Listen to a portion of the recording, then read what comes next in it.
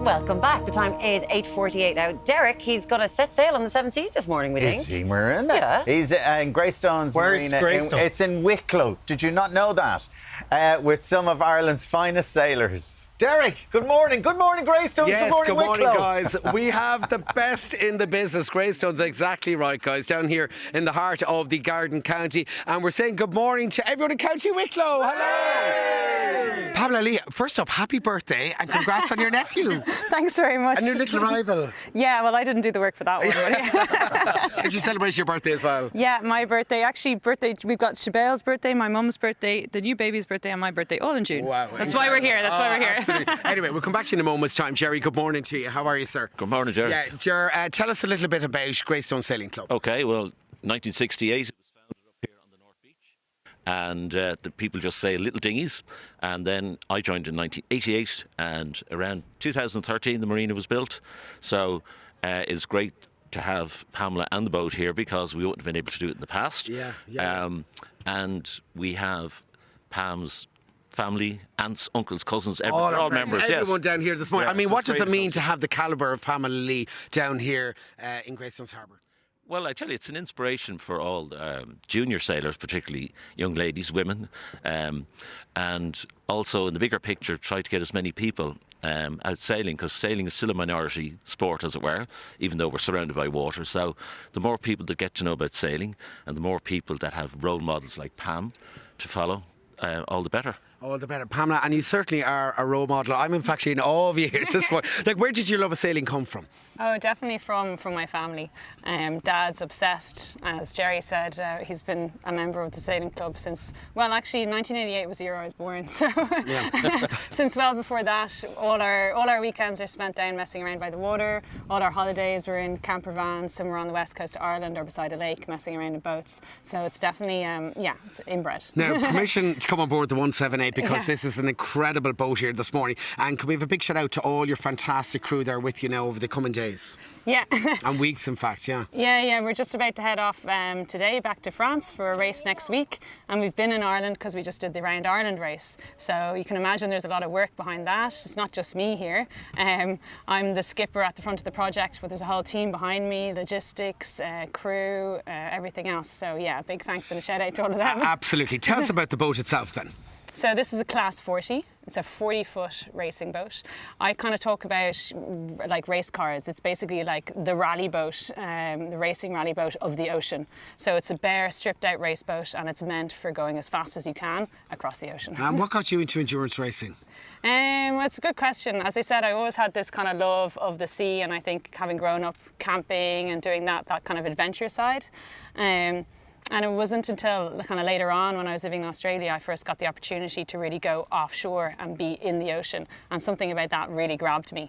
It just drew me in. And so ever since I've kind of been chasing that challenge. And I think with offshore sailing or endurance sailing, you have all the bits of sailing that, normal sailing or inshore sailing where you're at sea and you're going out, there's tactics, but you have an extra layer of adventure, of human endurance, pushing yourself, seeing what you can achieve, but also really getting in touch with nature. There's oceanography, meteorology, dolphins, all the good stuff. Which is great. You mentioned meteorology there, and of course weather plays a huge role in what you do.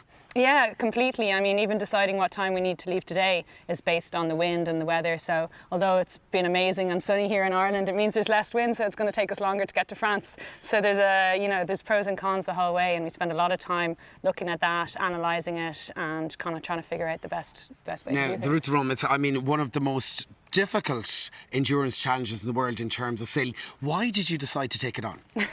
Yeah, the route to Rome, it's once every 4 years, and it's a solo transatlantic race, so it's known as the toughest transatlantic race out there.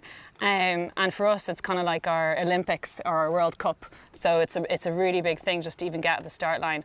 And 4 years ago, I was at the start line working for another skipper, and it really struck me that this was an incredible thing. Like, imagine one day, like, it's like dreaming of being in the Olympics. But on the other side, sailing is actually a really interesting sport, offshore sailing. There's no male and female category, so men and women race together on the same race course.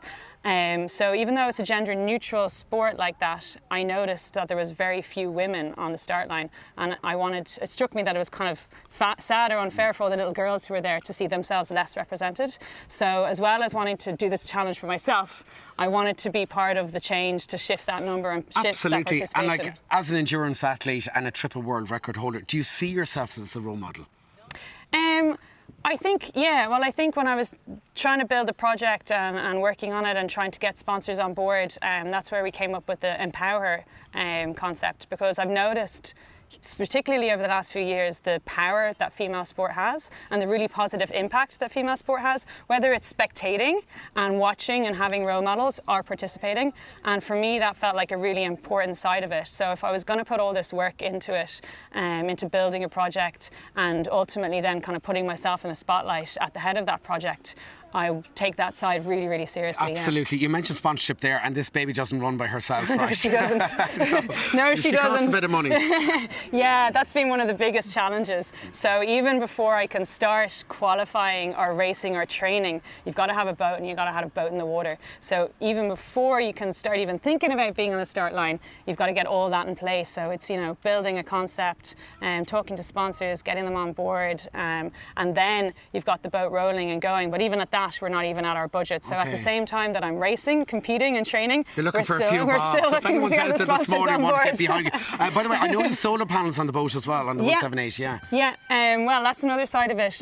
With the Empower project, there's the H in there to talk about women, but if we talk about human progress and progress in society, we're also talking about renewable energy, and we're harnessing the wind. That's what we do. Incredible. We try to harness it the most possible. So in that, also solar energy is a huge part of it, and they work really well. That's for charging the batteries, the less fuel that we need to bring, which is lighter for performance, but also better ultimately. And for the I know we can't environment. see here, we did have shots in there of the sail, and you designed that yourself, which is incredible. Yeah, the sail design, again, it was something I really wanted to speak of the project, and I wanted it to be kind of feminine and kind of cool, but not too much. So we had the wave and the flowing and that kind of ripple effect, hopefully, of the project, and we had a young designer, Carla, do it for us. Where can we find out more online? What's your website? So the website is PamelaLeeSailing.com.